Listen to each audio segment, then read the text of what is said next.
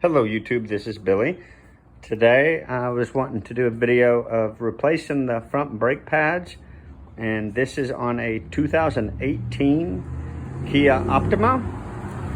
I've already pulled the little lever inside the car to pop the hood, so now I'm just going to go ahead and get this hood opened up. Okay, and later on, I will need this reservoir cap off. So I'm gonna go ahead and get this reservoir cap off, and so that I don't forget to put it back on, I'm putting it up here on the windshield wipers. Kind of hard to miss that, you know, because you can see it when you're sitting in the driver's seat. Okay. I'm going to go ahead and get a lug wrench and loosen the lug nuts on both wheels. Just a little loose so that they're easier to turn once I get the car off the ground. This is the replacement part number that I went with, DG1855. Okay, I just used my 4-way and barely loosened off all of the lug nuts there. So now I'm ready to get a floor jack and jack stands and put some chocks on the other wheels. Okay, floor jack, jack stand. Got me some chocks on the other wheels that's still on the ground. Now I'm gonna go ahead and get these lug nuts spun off the rest of the way now that the wheel is good up off the ground. Get the tires set off to the side. Now with the tire being removed, and I was always taught to go ahead and put it under the vehicle also as another safety device. Your brake caliper right here. You've got this right here, it's kind of squishy, okay?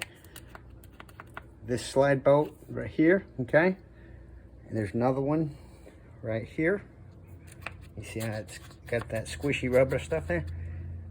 So this bolt and this bolt, I'm gonna go ahead and take my 14mm and get those bolts removed, and I will get some string or some zip ties or something to be ready to tie this thing up, like this spring, like tie around the spring to help hold this, because once I get those two bolts out, I should be able to pull this up. And this brake line right here, you don't want the weight of this hanging on that brake line. So I'm gonna go ahead and get some zip ties sitting right here beside me. That way I'm ready to get it tied up into place to prevent the weight of the caliper hanging on the brake hose there. Okay, I used my 14mm and turned them a little bit so that now I can turn them by hand. So now I'm gonna go ahead and get these bolts out and set to the side, and I've got some ties ready to tie this up. So now those two bolts are removed and the caliper is just resting there. All it takes is just wiggling and pulling up and out, and we can get this caliper brought up here.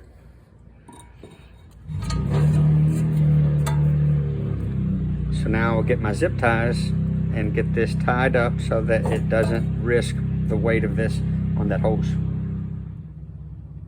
Just got that tied up there like that, and now the brake shoes are here and here. This would be your outside brake shoe. This would be your inside brake shoe. See this little anti-rattle spring clip here? It just pops out. So see how that just kind of comes up and out of that hole there? Same thing there, okay? So get both of these out and set to the side. And now these brake pads will just wiggle out. Right down here on the bottom, this little tab. Same thing up at the top, that little tab. Just push down just a little bit to wiggle it out. And up here, that little tab, just push it up a little bit to wiggle it out. Okay, I just got this one to come out, and I actually took the end of my little ratchet and just kind of lightly tapped on it and pulling out at the same time, and it came right out. This one's definitely needing to be replaced.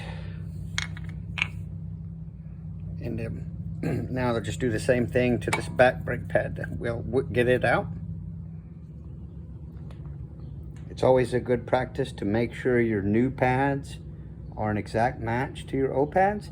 And with the old ones, you've got this these markings. See by this mark right here, just where it was in the car. Same thing with this round mark.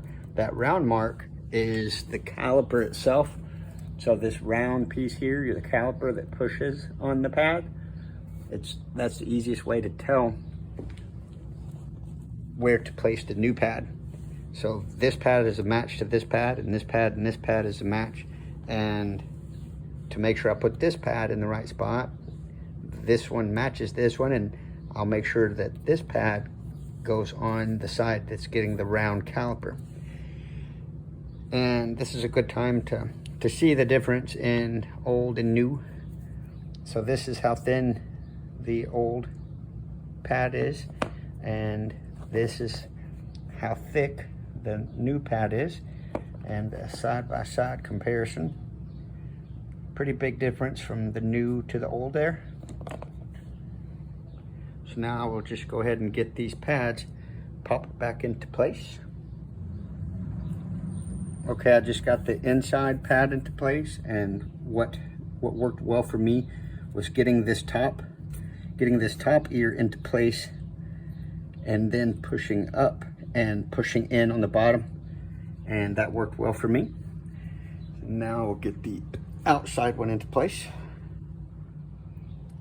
Okay, I just got the outside one into place, and what worked best for me was the same thing that I did to the inside one.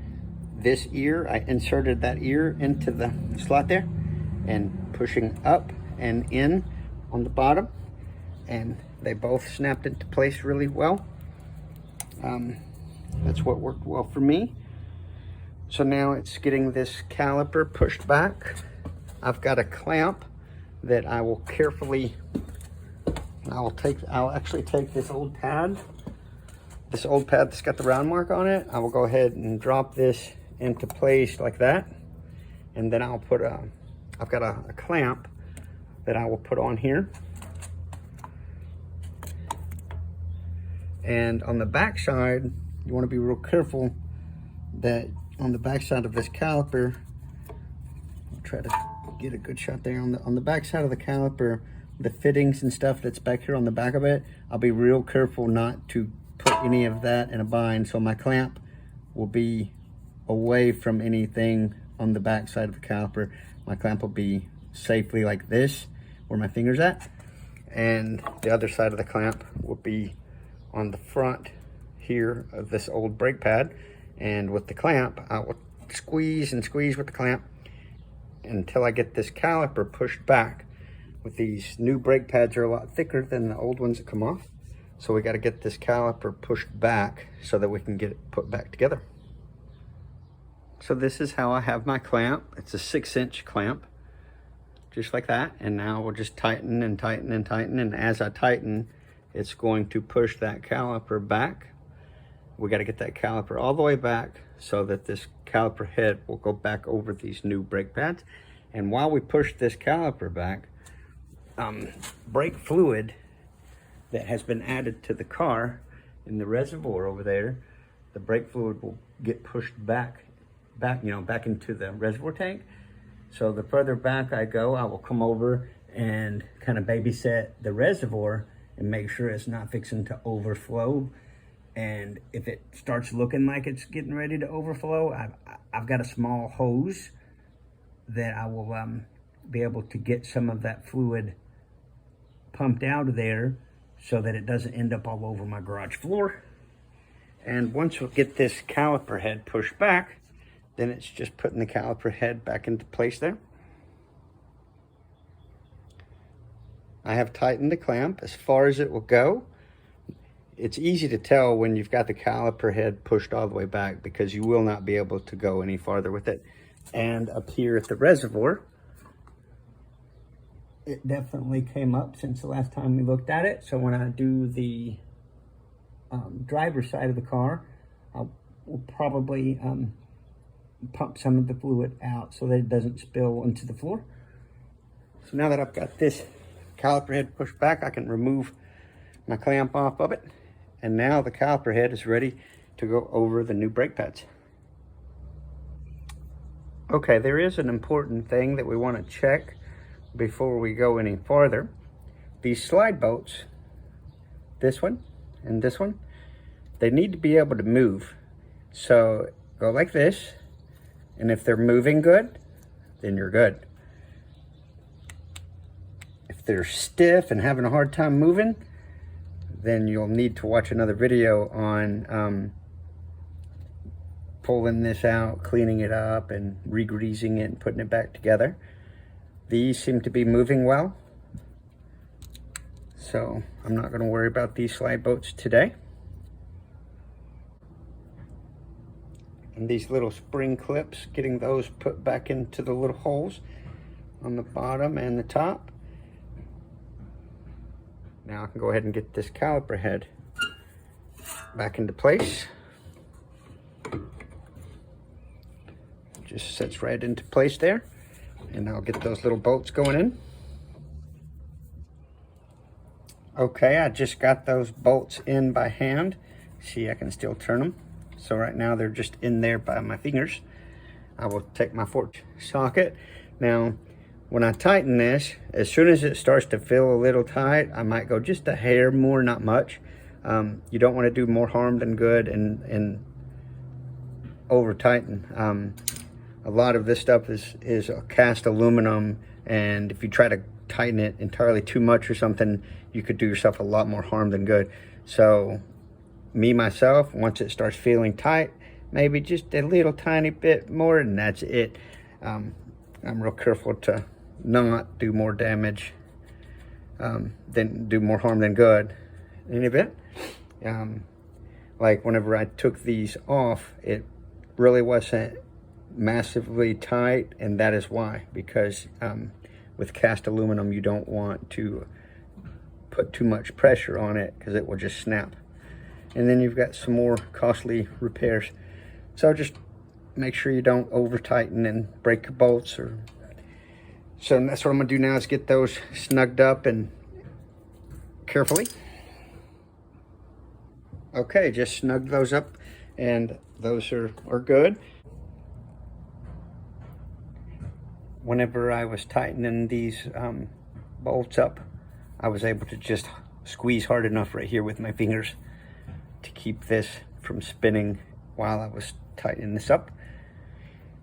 In some cases, you might want to put an open-end wrench on it, but I was able to do it with just squeezing with my fingers while I was turning with my wrench.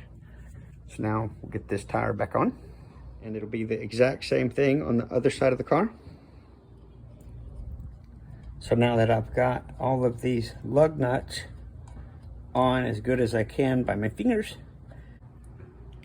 so I put my 4-way on them and snugged them up. And when I did that, I went in a star pattern. So like 1, 2, 3, 4, 5, kind of like making a star. That way it brings the wheel in nice and even. So now that they're snug a little bit, I'll get the car to the ground and tighten them up while the car's on the ground. Okay, just got the car back down to the ground, and now I'm tightening them up in the same star pattern, and then on to the other side.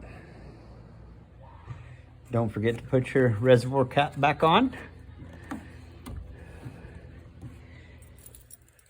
Okay, so now that the brakes are basically done, I'm starting the car, and before I put anything in gear, the first thing I'm going to do is pump this brake pedal. I'm going to push that brake pedal all the way down.